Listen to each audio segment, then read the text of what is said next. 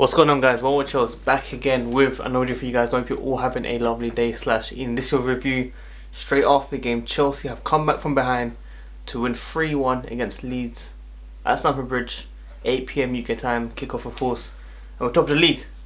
Most important thing is we're top of the league, we got the win, but there is a lot to be speaking about in this game. Positives mainly, but there are a few negatives that we have to get out there. So guys, if you enjoy my content, you want to help me out, smash that like button, subscribe if you're new here, hit the notification, tune in daily, and make sure you comment down below your thoughts and opinions on each topic I speak about. Let me know you're the man of the match for the game as well. But yeah, what a game. The first half, I was worried. I was really worried. There was a stat when Leeds go in front away from home. I think they played 25 when they've led away from home and they've won 25. So obviously when they scored against Chelsea first, I was very worried of course. But luckily, Chelsea, they've shown a lot more fight, a lot more passion, and goal scorers left, right, centre, which I've been speaking about in my preview, compared to the last two seasons where we would have struggled of course. So we've come back, we've got the win. That's the most important thing. Forget about clean sheets. Clean sheets are a bonus of course. We knew Leeds were going to be a difficult team. I told you guys against Liverpool they should have got a positive result. Unfortunately they lost 4-3. And I just got to say, you know, Leeds, well done. Like, you guys are a great team in terms of footballing wise of course, rivalry sides and stuff. You guys are a great team. I enjoy watching Leeds, you know, this season personally. You got to give them credit. You got to give them credit of course. So hopefully they stay up because it's good for the competition in the Premier League. But in terms of the goals now, Giroud steps up again. All-time best Frenchman, maybe. 7 goals away from the most goals for France, of course. But for me, special player. He missed a few chances, but forget that. Hakim Ziyech, Kai Havertz, Reece James linking up, and then the cross comes in, and that's what I'm talking about. Those chances, Giroud will put them away 9 times out of 10, 100%. And he got us one chance, one cross, and he hit in immediately. Okay, this is what we want to see against Tottenham. We needed him in the box, of course. Now, the question was he going to start today because of the way Leeds play? Now, I don't think it was a massive difference. I think first half was 50-50. I think Leeds played really well, Chelsea played decent as well. Second half, I felt we had them. We had the upper hand. We done really well. We should have killed off the game, which we'll be speaking about. But Giroud, I'm very happy for this man. I'm happy that he got another goal.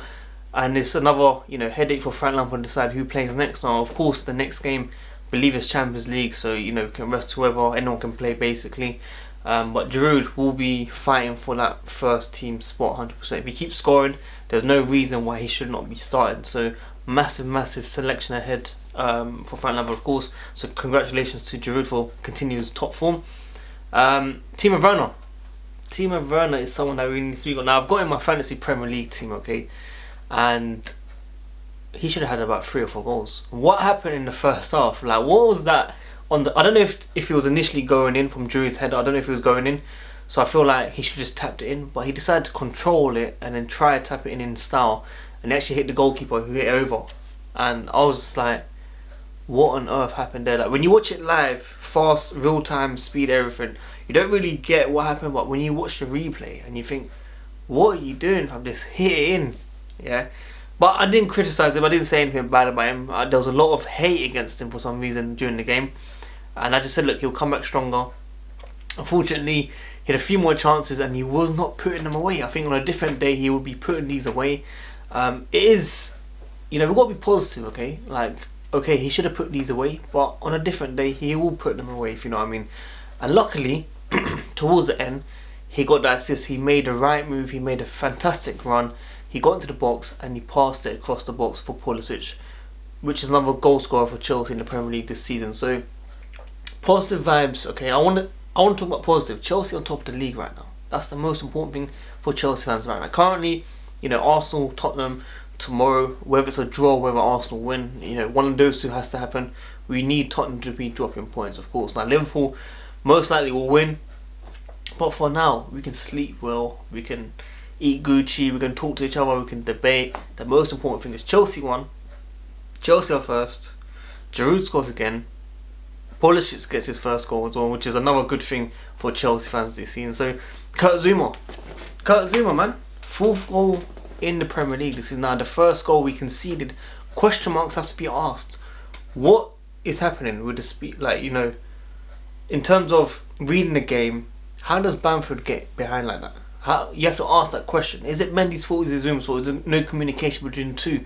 Some people blaming Mendy, some people blaming Zouma. I didn't really comment. I looked at it and I thought maybe Zouma should have been better with his positioning. I should have helped out a bit more. But Mendy maybe came out too late. It's a question. I only watched the replay once. Okay, I'm gonna be real with you guys. I watched it once. And I thought Zouma was at fault a lot more. But I didn't criticise it. A lot of fans saying we need to get a new defender. Just for that one thing. Okay, one game out of 6-7 games, he put a foot wrong now. People are just calling him out. I don't understand it. It's reactionary. Just watch the game, watch what they do, and watch how we come back. If we don't come back, of course, question marks have to be asked, 100%. The guy goes and scores a header, the most important goal of the game, the second goal. What does that tell you?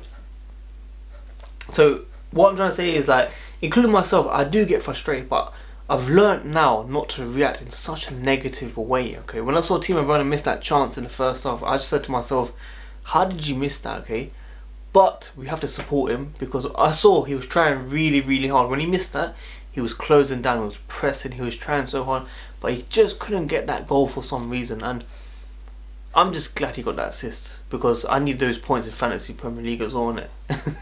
Obviously, we needed him to do really well. He got one assist, which is still positive. We have to keep, I'm all about positive vibes, yeah? That's all I want to see at Chelsea. We're first place.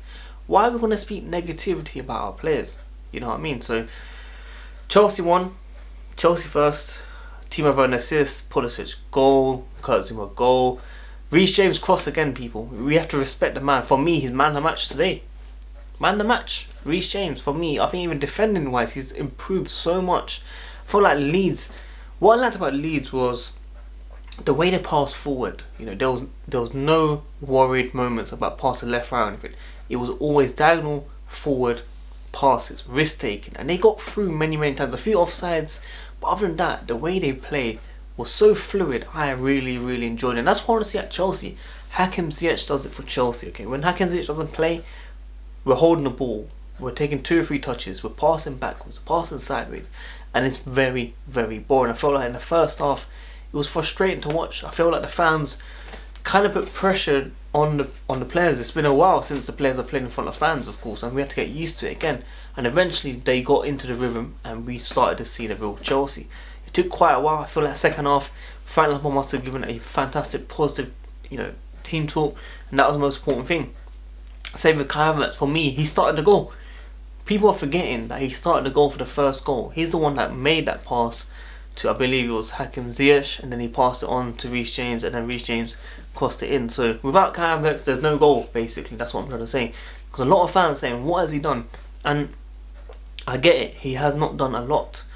But it's his first season, man. You have to support the guy. Like, why do we bring our players so down? I don't understand why we bring our players so down. Support every single one of these guys. Every single week, there's a new debate. Who to slate? There's fan bases slating each other. Just support all of them. Support Zouma, support Kai Havertz, support Calhanoglu, support Jorginho, support all these guys together, man. Why are we creating a division? I don't understand that. Now, of course, not all fans. It's just on social media, on Twitter and everything. That's why I want to walk away from Twitter. Okay, I want to start proper YouTube. I want to talk to you guys a lot more, do live streams, stuff like that. But yeah, I just don't understand it really, man. Look, I've also learned over the years not to tweet certain things because we have to judge it from full-time whistle. Whoever Frank Lampard's got it right, and he did. Even with the subs, he got it right. He got Kai Havertz off earlier, he brought on Kovacic, and there's a lot more fluid, like in the midfield. There was a lot more, running past players, controlling the midfield, and it was best to see Chelsea play in the second half, 100%. We should have won 5-6-1, 100%. Should have killed off the game time ago. Timo Werner should have been a hat trick. I should have got at least 20 points in Fantasy Premier League, man. I should be leading my league right now, but it is what it is. Chelsea gone first. That's the most important thing. We got the win, which I've said about 100 billion times, because it's good to hear Chelsea have won yet again against a top team. These are the games that we have to win to show that we're capable of challenging for the Premier League title this season. But yeah, on to the next game. Should be a few rest players, and yeah, luckily we don't have to focus on trying to win the Champions League group stage anymore. We've already got it. Players can come, Emerson can play, Kepa can play, You know, Aspi, who didn't play, couldn't play now. We've got a lot of depth in this squad. Now, of course, don't forget about Hakim Ziyech. He's injured. Hopefully, it's not a serious one. Hopefully, he comes back very, very soon, man. But yeah, guys, if you enjoyed this content, make sure you smash that like button, subscribe if you're new here, hit the notification, tune in daily. Make sure you comment down below your thoughts and opinions on the game. And one more choice, guys. I'm out. Peace.